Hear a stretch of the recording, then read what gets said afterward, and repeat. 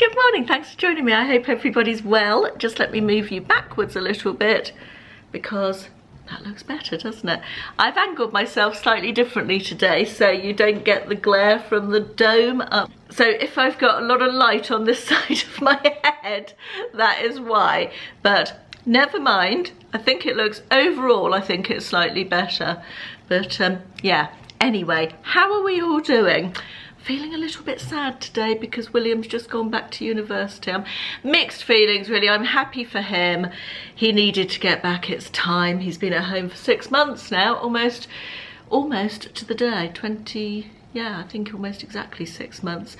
But yeah, I'm happy for him, but obviously worried with the rise in COVID numbers and yeah, mixed feelings today. But so I'm keeping myself busy and having a YouTube filming day, and the thing I am filming now is a little bit of fun. It's things I would not want to live without, and it's not really about the big things, you know, your family, your friends, your home, all that sort of thing. Those go without saying, obviously none of us want to live without those, and I'm sure we're all very grateful for all those things.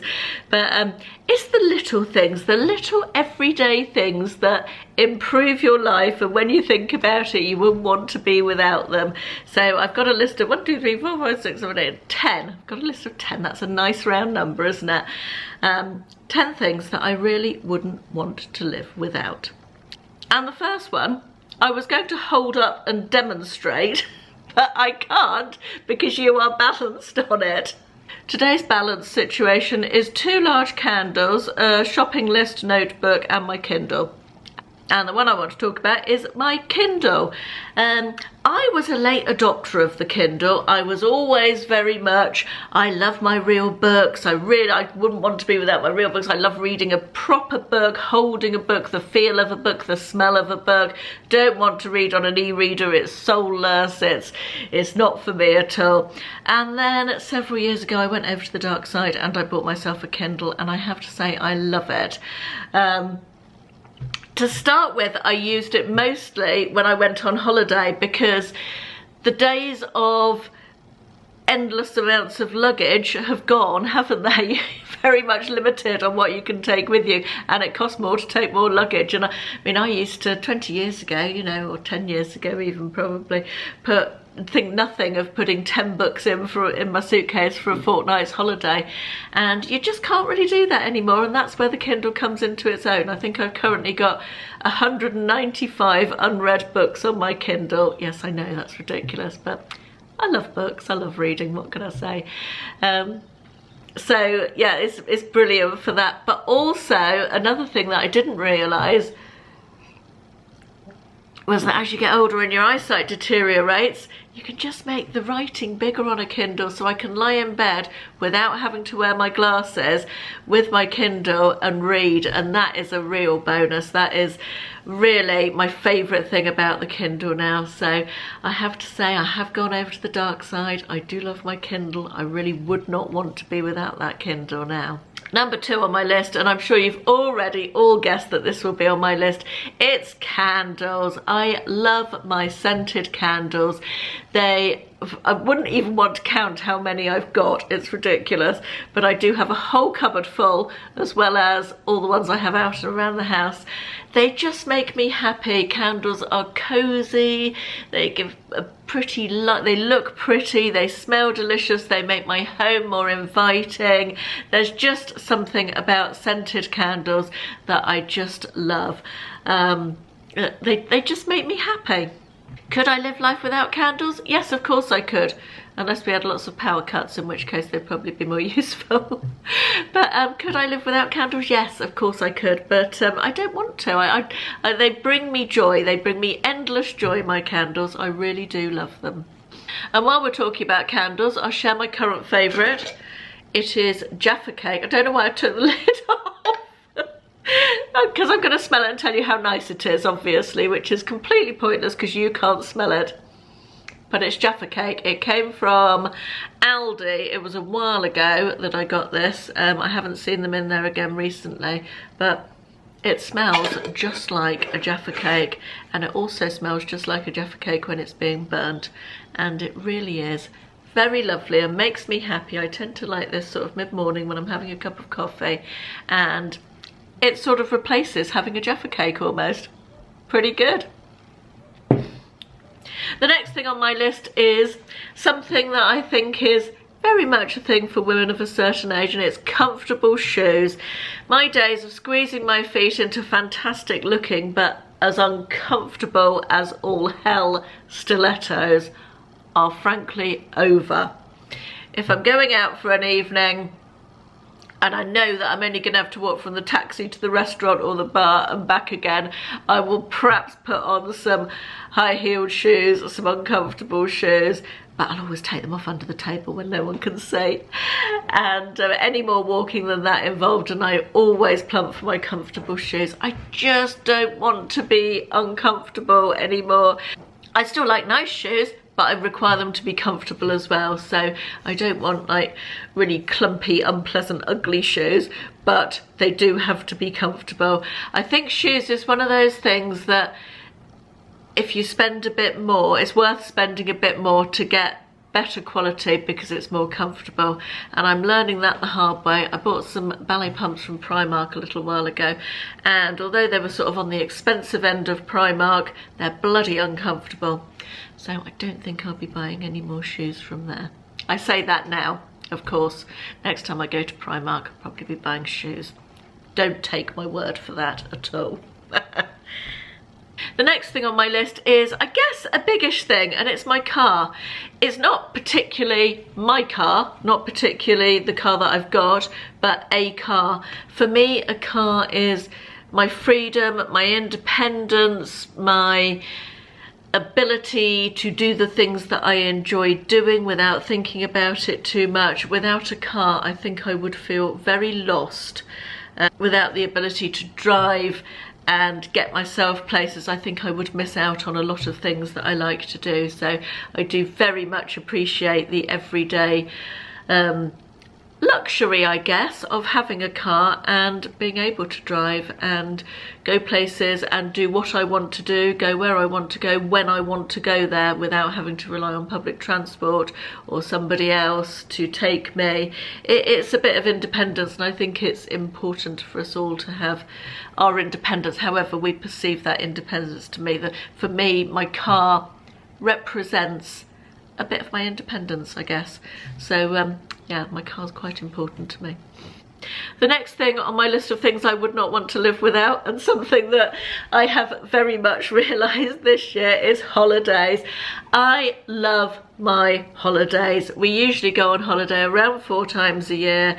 We jet off to the sun and we just relax. It's our time to spend quality time together, to eat nice food, to drink nice drinks, and to absolutely 100% relax in the sunshine and do really almost nothing. And it's a good break for us both. We both work for ourselves, my husband and I actually.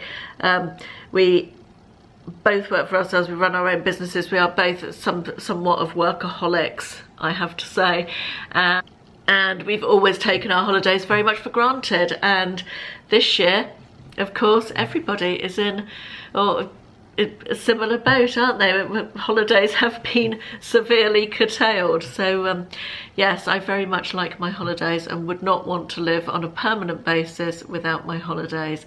I think that they enhance my life and Ashley's life hugely. Next on my list again is something that is perhaps peculiar to or reserved for women of a certain age: bras. I would not want to live life without my bras. Oh my goodness, can you imagine how uncomfortable and unattractive life without a bra when you get to my age, with a well-upholstered bosom, shall we say? Is that a good expression? Well, life without a bra, unthinkable, unattractive, not good. Definitely not. In fact, I think I would move bras from things I would not want to live without to an absolute essentials list. That would be top of this list. So yeah, definitely wouldn't want to live without a bra. Next on my list is online shopping. Online shopping isn't something that's essential, although arguably over the course of 2020 and COVID, online shopping has become considerably more essential for a lot of people. But I've been an advocate of online shopping for a long time, and I was an early adopter, I think, of online shopping. I think particularly when you don't live near a big city and you can't get out to the shops, and you live in a more rural area, I think it's exciting to be able to shop online for things that you can't get locally. Particularly I'm thinking like makeup brands, perfume brands, that sort of thing that I can't get. I think it opens up a whole new world to me. Then of course there's the convenience factor, which is brilliant, isn't it? Just online shopping for the win, really. I do all my Christmas shopping in one day online these days, and absolutely love doing that. I'm not a fan of Christmas shopping at all, but online shopping just makes everything that little bit easier and more available, and it's all there at the click of a button. It's an amazing old thing. I think we will be the last generation really that remembers life without the internet to any great extent. So I think, although for the next generation it's just going to be normality, we are old enough to remember life without any form of internet or online shopping or digital cameras, or this is a whole other video, isn't it? But yeah, I think we appreciate it more because we remember life before it, I guess is what I'm trying to say. Next on my list, you will not be surprised by this, is wine. I love my wine. There is something about the sound of a cork popping, as you hear at the beginning of every single one of my videos. When I tried to change the intro a couple of years ago, so many people complained about it, or said they missed the wine cork popping sound, that I reintroduced the old intros, and I haven't gone back. So yeah, that sound of a wine cork popping is just lovely, isn't it? And a nice cold crisp glass of Pinot Grigio or Sauvignon Blanc after a busy stressful day, there's just nothing better. I do like a glass of wine or two. We're down to the last two, and the second to last one is makeup. Makeup's not an essential, it's not something that I would die if I didn't have. None of these things are that, frankly, but makeup is something that I love. I feel like it enhances my appearance. I enjoy wearing it, it gives me confidence. I enjoy experimenting with makeup still, even at my age. I know I'm surely too old to experiment with makeup. I'm joking, of course, I'm not too old. But yeah, just everything about makeup is enjoyable to me. The bit of time I spend each day putting it on, and it makes me ready for the day. I don't always put my makeup on first thing, particularly not at the moment, because I'm doing some exercise first thing in the morning when I get up. So sometimes it's mid-morning, as it has been today, but I always put my makeup on. I always feel good when I've done it. I love makeup. The final thing on my list is not a thing as such, but it's something that I always enjoy and appreciate, and one of the reasons that I wouldn't want to live somewhere that's very hot all the time, much as I enjoy hot weather, and it is the change of seasons. I really love the change of seasons that we have here in the UK, particularly from summer to autumn. I think that's my favourite change, although I love the onset of spring as well.